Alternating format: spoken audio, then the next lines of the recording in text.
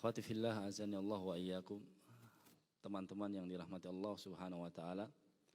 Alhamdulillah menjadi pembuka di pagi hari ini ketika lisan kita basah dengan lantunan zikir kepada Allah Subhanahu wa taala.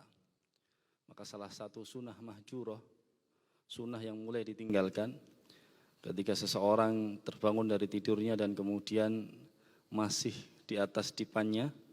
Karena ketika itu Rasulullah SAW terkadang tidur di atas dipan beliau. Dan terkadang pula Rasulullah tidur di atas tikar beliau. Saat Rasulullah hendak bangun, maka salah satu sunnah yang mulai ditinggalkan adalah mengusap muka. Jadi diusap muka dan kemudian disitulah doa bangun tidur dibaca. Alhamdulillahilladzi ahyana ba'da ma amatana wa ilaihin nusyur. Segala puji bagi Allah yang telah menghidupkan kami setelah mematikan kami, dan kepada Allah lah kita nanti akan dikumpulkan atau akan dibangkitkan. Maka salah satu kewajiban seorang muslim itu selalu memuji dan bersyukur kepada Allah Subhanahu wa taala saat Allah masih berikan kesempatan, saat Allah masih berikan keimanan, di waktu bangun masih selalu memuji kepada Allah Subhanahu wa taala. Ini sebagai bentuk anugerah yang luar biasa, kenikmatan yang luar biasa, nikmat yang paling agung yaitu nikmatul Islam dan nikmatul iman, yang mana Allah Subhanahu wa taala masih sematkan dalam diri kita, dan kita meminta kepada Allah Subhanahu wa taala agar terus ditancapkan sampai nanti Allah Subhanahu wa taala ridha dan kita meninggal dalam keadaan husnul khatimah. Amin ya rabbal alamin. Salawat dan salam kita sampaikan, kita haturkan kepada sosok panutan kita, seseorang yang kita rindukan.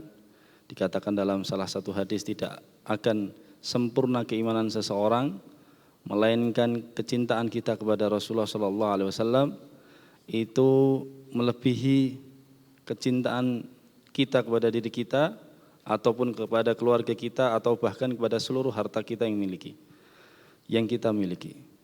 Maka hendaknya seseorang ketika mendengarkan nama Rasulullah SAW agar tidak dikatakan seorang yang bakhil, yang kikir, yang pelit, kita selalu basahi lisan kita dengan sholawat. Allahumma salli wa sallim wa barik alaih.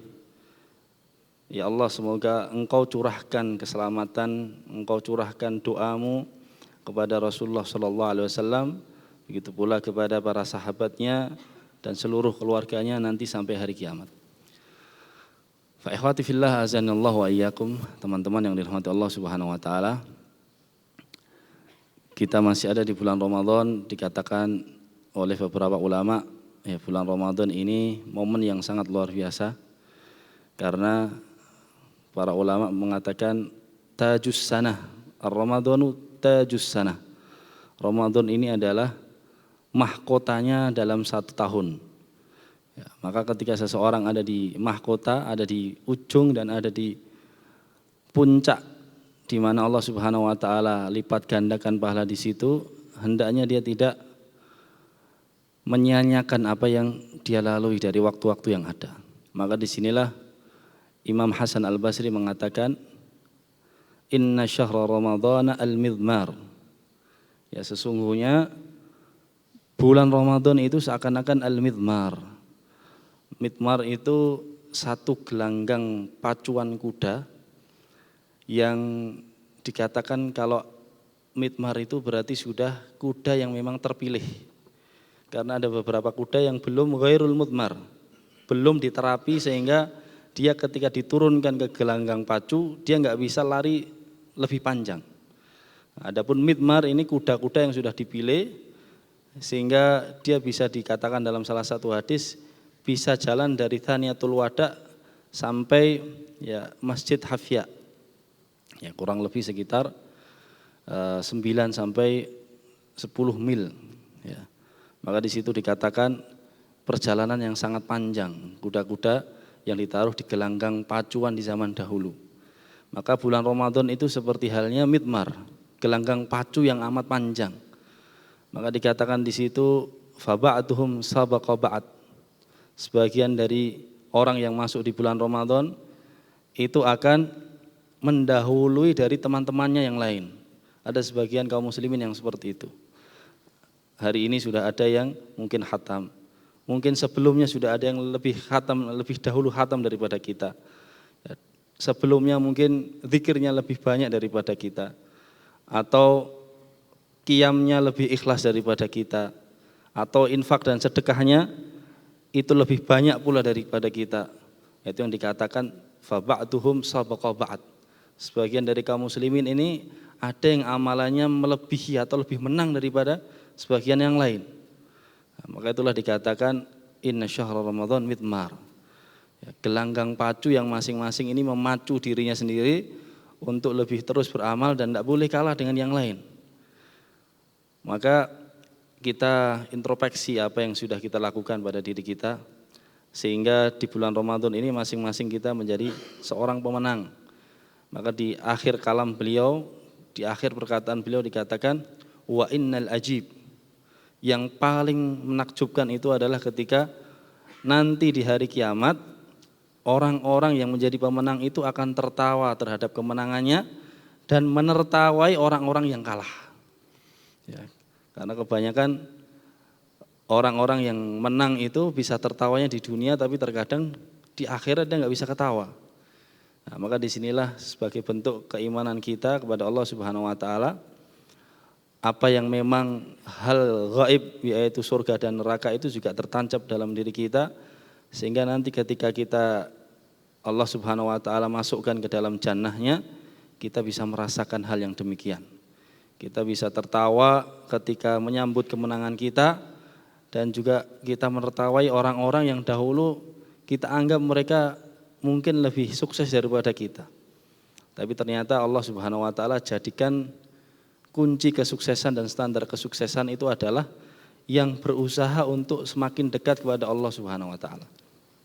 Maka ikhwati fillah azanillahu wa iyyakum, teman-teman yang dirahmati Allah Subhanahu Wa Taala, kita perlu sedikit buka tafsir dari surat Al-Adiyat yang tadi dibaca oleh sang imam dengan suara yang amat khusyuk dan merdu, karena di situ Allah Subhanahu Wa Taala sebutkan pula bagaimana bentuk mujahadah, bentuk perjuangan kuda yang sudah digambarkan oleh Allah Subhanahu Wa Taala itu ada di surat Al-Adiyat. Ya, maka kita perlu lihat bagaimana tafsirnya, bagaimana para ulama membahas. Ya, ikhwati fillah azanillahu wa iyyakum, Allah Subhanahu Wa Taala berfirman, a'udzubillahi minasyaitonir rajim, bismillahirrahmanirrahim, wal 'adiyati dhabha. Di sini dikatakan Allah menggunakan qasamnya atau sumpahnya, bersumpah kepada kuda.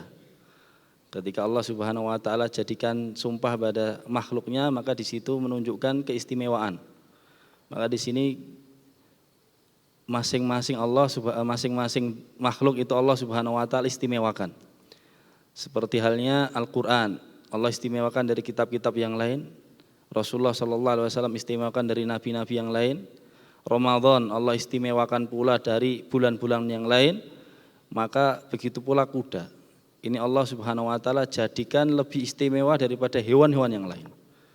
Maka sampai Allah Subhanahu Wa Taala bersumpah di situ wal 'adiyati dhabha, dan demi kuda-kuda perang yang berlari begitu kencang sambil mengeluarkan nafas dari hidungnya sampai terdengar suara nafas yang dari hidungnya. Nah, di sini ada beberapa tafsiran yang cukup menarik, karena kalau kita tahu kuda, tahu langkahnya, itu ada beberapa dalam ibarah bahasa Arab ya. Pertama itu ada masyu, kemudian ada khobab, kemudian ada takrib, kemudian ada udu. Udu itu yang paling puncak. Masyu itu walk, jalan. Kemudian khobab itu ketika kuda lari kecil, dan kemudian takrib itu ketika lari kecil lebih cepat dibandingkan yang pertama. Kemudian udu itu lari sangat cepat. Ya, kalau dalam bahasa ekustrianya canter lah atau gallop. Nah, maka itu dikatakan puncak di mana kuda lari dengan begitu cepatnya. Ya. Maka di sini adalah bagaimana Allah Subhanahu Wa Taala menggambarkan ketika seseorang sudah menggapai satu amalan, pertama itu harus untuk Allah Subhanahu wa taala, dan kedua harus dengan semaksimal mungkin. Nah, di situ dikatakan al-udu, lari secepat mungkin. Dhabha, ya. Sampai di situ terengah-engah dan keluarlah bunyi suara dari lubang hidungnya. Maka di sini ikhwati fillah azani Allah wa iyyakum, kalau orang-orang yang tahu dunia perkudaan, jadi salah satu bentuk keindahan kuda itu ketika sudah mengeluarkan nafasnya dari mulut, atau dikatakan dhabah. Ya, maka itu adalah juga kunci atau puncak kesehatan kuda. Jadi kalau kuda sudah mengeluarkan suara dari hidung, brr, ya, itu menandakan kuda tersebut sehat. Ya, kalau kuda enggak keluar suaranya dari hidung, itu berarti kudanya sakit atau tidak banyak aktivitas. Nah, disitulah Allah Subhanahu wa taala jadikan ketika seseorang menggapai sebuah amalan, ya, itu bagaimana dengan ya, kepayahan, dengan kesungguhan yang biar semua amalan tersebut dihitung. Maka ngaji itu enggak hanya sekedar ngaji. Ya, gimana dia menahan nafsunya agar enggak keluar dari masjid menyelesaikan apa yang menjadi targetnya. Nah, disinilah yang dikatakan seseorang ketika masuk di bulan Ramadan itu derajat kejujurannya kepada dirinya sendiri akan diuji. Ya. Maka jangan sekali-kali dari kita menjadi temannya setan. Bagaimana temannya setan? Temannya setan itu ketika ada temannya sedang ngaji, ya, kita gagalkan ngajinya dari diri kita sendiri, kita ajak dia keluar, kita ajak dia main. Ya, ketika orang sedang sholat, kita ajak dia, ya ada kegiatan-kegiatan yang lain. Seharusnya iktikaf ada di sini, akhirnya kita di saat bulan Ramadan, ya, para setan ini semua sudah dibelenggu, beberapa manusia mengambil perannya malah, ya, menjadi teman-temannya setan, ya, ngajai beberapa temannya nongkrong, ya. Maka itulah masing-masing dari kita harus betul-betul mujahadah, ya, harus betul-betul berjuang bagaimana di bulan Ramadan ini sebisa mungkin maksimal. Wal adiyati dhabha fal muriyati qadha. Nah, dikatakan di situ bagaimana sifat kuda yang memang betul-betul ya, kepayahan untuk menggapai sebuah amalan. Allah Subhanahu wa taala melanjutkan ayat yang kedua itu dengan sifat ketika kuda tersebut melangkah dan langkahnya menghantam sebuah batu sehingga terpercik api yang keluar dari tapal kudanya atau dari sepatu kudanya. Maka disitulah dan dari percikan api yang keluar dari tapal kudanya. Maka ini sebuah ya, sebuah problematika ketika seseorang nanti ada di puncak amalan pasti akan ada banyak godaan. Dia akan ada banyak sekali cobaan. Karena di situ dikatakan seakan-akan kuda tersebut melangkah pada batu sehingga batu tersebut harus diinjak dan kemudian sampai keluarlah api. Ada salah satu tafsiran yang menarik, ya, arti dari qadha, ya, dari arti dari qadha. Jadi qadha ini adalah api yang sangat jarang sekali muncul sebenarnya. Ya, jadi api yang memang bisa dikatakan api yang pelit. Ya, kenapa kok pelit?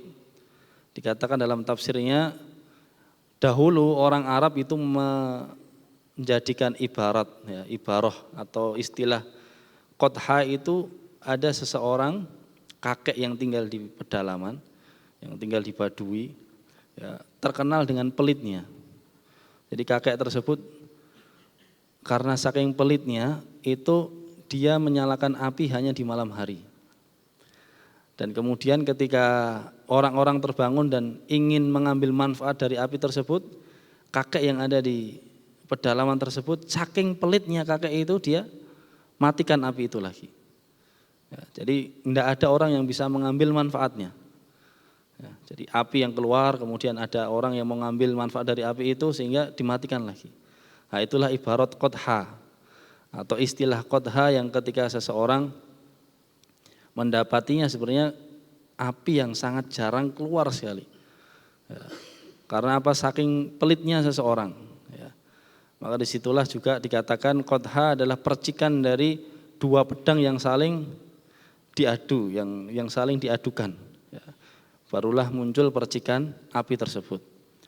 Maka ikhwati fillah azanillah wa iyyakum, disinilah seseorang pasti akan merasakan bagaimana ketika dia ada dalam jalan hijrah, ada dalam jalan ketaatan, ada dalam ibadah kepada Allah Subhanahu wa taala, ya semuanya pasti ada banyak godaan.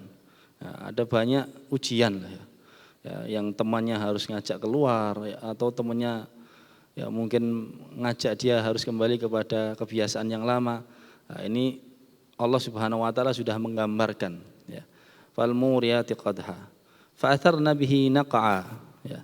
Kemudian ya, selanjutnya ikhwati fillah azanillah, teman-teman yang dirahmati Allah Subhanahu wa taala, bagaimana perjuangan kuda tersebut bisa mencapai puncak ketaatan bagi penunggangnya atau majikan yang ada di atas punggungnya, itu ketika dia taat atau dia tunduk sama majikannya dan dia mau masuk ke dalam kancah peperangan sampai debu-debu tersebut berterbangan. Sampai ada bekas-bekas dari debu yang dia lewati. Maka ini juga salah satu bentuk cobaan. Ketika seseorang masuk pada sebuah amalan, dia maksimalkan amalan tersebut walaupun banyak sekali godaan selanjutnya. Dia harus menempuh debu, dia harus tahu menembus debu yang ada di depannya. Maka ada istilah Arab dikatakan al-fursanu la yashuqu alaihimul ghubar. Kita ini seorang penunggang kuda, seorang pejuang yang kita tidak menjadikan debu yang ada di depan kita ini sebagai bentuk kesulitan. Kita lalui begitu saja. Ini salah satu bentuk upaya ketika seseorang ingin menggapai puncak dari sebuah amalan. Maka di situ juga ada satu fadilah ya. Ketika debu-debu yang dijadikan oleh kuda tersebut, diinjak oleh kuda tersebut berterbangan, maka debu-debu ini adalah dihitung di jalan Allah Subhanahu wa taala. Debu-debu fi sabilillah yang dikatakan dalam salah satu kitab Al-Ifadah wa Tafsir, la ghubaru fi syiraki ni'ali ahadikum au fi syiraki ahad al-mujahidin afdalu min infaki walau kana balagal jabal ya, atau kama fi riwayah. Jadi dikatakan dalam salah satu riwayat Rasulullah SAW itu bersabda bahwasanya debu yang menempel pada sandal seorang pejuang yang berjuang di jalan Allah Subhanahu wa taala itu lebih utama dibandingkan seseorang menginfakkan hartanya walaupun sebesar gunung. Ya. Maka itu adalah sebagai bentuk pujian dari Rasulullah SAW ketika seseorang ada di medan perjuangan untuk Allah Subhanahu wa taala. Dan sekarang yang melewatinya adalah saudara-saudara kita yang ada di Palestina, yang ada di Gaza. Ya, semua dinampakkan bagaimana perjuangannya dan sampai hari ini mereka masih berjuang. Ya. Jadi saya dapat info yang paling tragis di bulan Ramadan ini adalah di bulan Ramadan yang itu menjadi bulan kehormatan kaum muslimin, tapi ternyata kehormatan kita masih diinjak-injak. Malam tadi ada seorang muslimah yang ada di rumah sakit Asy-Syifa yang ada di Gaza sana. Ya naudzubillah min dzalik, ya, dia diperkosa ramai-ramai oleh Zionis Yahudi sampai meninggal. Baru tadi malam. Ya, di bulan Ramadan yang kita agungkan, yang kita jadikan bulan ini ya, masing-masing beribadah ya. Tapi ternyata ya di sana perjuangan kawan-kawan kita, saudara-saudara kita ya, lebih sengit, lebih berat daripada kita yang ada di sini. Maka masing-masing dari kita sebenarnya terus berintrospeksi.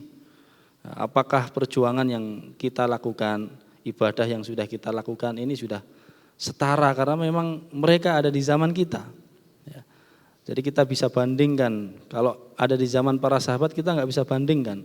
Tapi kalau ada di zaman kita dan kita bisa lihat, bisa kita saksikan bersama, kita bisa jadikan standar ya sebenarnya ibadah kita ini sudah betul-betul ya penuh atau maksimal atau belum ya.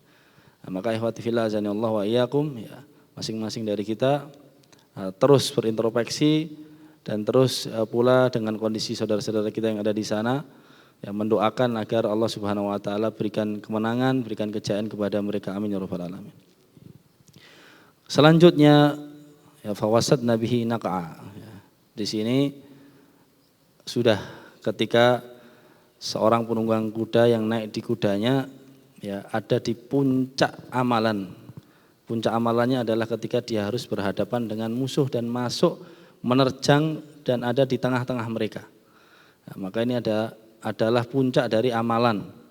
Ya, jadi ketika seseorang beramal tidak ada ya seseorang ada di pinggiran saja. Maka seseorang ketika beramal harus tuntas. Maka dikatakan dalam salah satu riwayat innamal a'malu bil khawatim. Ya. Sesungguhnya amalan kita ini akan dihitung ketika nanti di akhir seseorang tersebut beramal. Ya. Jadi ibrohnya hukumnya akan diambil ketika ya, seseorang tersebut akhir dari amalannya apa. Ya. Untuk itu bulan Ramadan ini sebagai bulan ujian. Ya, bagaimana seseorang memacu kudanya, memacu dirinya agar terus ada di awal di bulan Ramadan juga berlari kencang, di tengah Ramadan juga seperti itu dan dia istiqomah sampai nanti di akhir Ramadan. Nah, itulah yang dikatakan puncak dari segala amalan. Nah, disinilah kemudian Allah Subhanahu wa taala menjadikan permisalannya dengan manusia.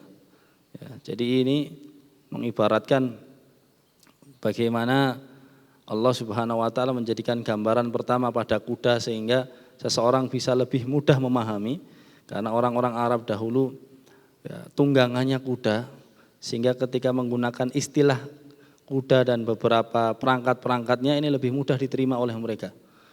Ya, maka kemudian Allah jadikan selanjutnya innal insana lirabbih lakanut. Ya, sesungguhnya manusia ini kepada Rabbnya mereka lakafur, ya, banyak yang mengkufuri. Nah, di sinilah ada dua permisalan. Permisalan pertama, ya, kuda dengan majikannya dan seorang hamba dengan Rabbnya. Ya. Jadi itu Allah Subhanahu wa taala jadikan permisalan dua makhluk. Allah jadikan permisalan sama-sama makhluk yang hampir berdekatan. Ya, jadi kuda itu dikatakan oleh para ulama tabiat dan perangainya hampir persis sekali dengan manusia. Tulang rusuknya sama dengan manusia, dia punya kecemburuan juga, dia punya rasa bahagia juga, dia punya senang juga. Ya, dan terkadang ketika anaknya meninggal dia juga bisa meneteskan air mata. Ya, maka dikatakan makhluk yang hampir persis dengan manusia. Nah, kemudian di situ Allah Subhanahu wa taala jadikan permisalan, perbandingan. Ini kuda dengan majikannya, kuda yang tidak berakal, ya. Kuda yang dikatakan tidak berakal, tapi dia bisa mengolah akalnya atau mengolah otaknya.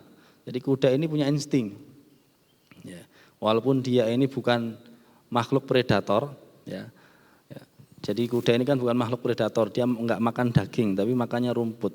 Tapi bisa menstimulasi otaknya ketika dia harus berhadapan dengan hewan predator. Singa, ya, harimau, dia bisa menstimulasi otaknya menggunakan otaknya sehingga dia nggak takut dengan singa atau harimau yang ada di depannya. Nah, maka di sini dikatakan penunggang kuda dengan kudanya atau majikan dengan kudanya itu dia bisa ya kuda tersebut sangat patuh, sangat tunduk dengan majikannya sampai dibawa kemanapun harus berhadapan dengan musuh dia mau. Ya, bahkan dalam beberapa riwayat kalau seandainya ya, kuda tersebut harus diambil musuh dan kemudian majikannya tidak rela ya, sampai ditebas dengan pedang kaki-kaki kuda tersebut oleh majikannya, dia rela. Ya, itu sampai seperti itu. Nah, maka disinilah dikatakan apakah engkau wahai manusia itu kalah dengan makhluk kuda yang tidak berakal. Yang dia tidak berakal tapi sangat tunduk dengan tuannya. Sedangkan kamu wahai manusia, engkau yang diberikan akal, yang bisa diberikan fikiran, Itu apakah engkau gunakan hawa nafsumu terus ya, untuk mengikuti kemauanmu, menggunakan nafsumu untuk terus mengikuti hasrat duniamu. Ya, disinilah Allah Subhanahu Wa Taala jadikan hal-hal dua ibarat atau dua permisalan tadi sebagai bentuk memudahkan seseorang untuk mentadaburinya.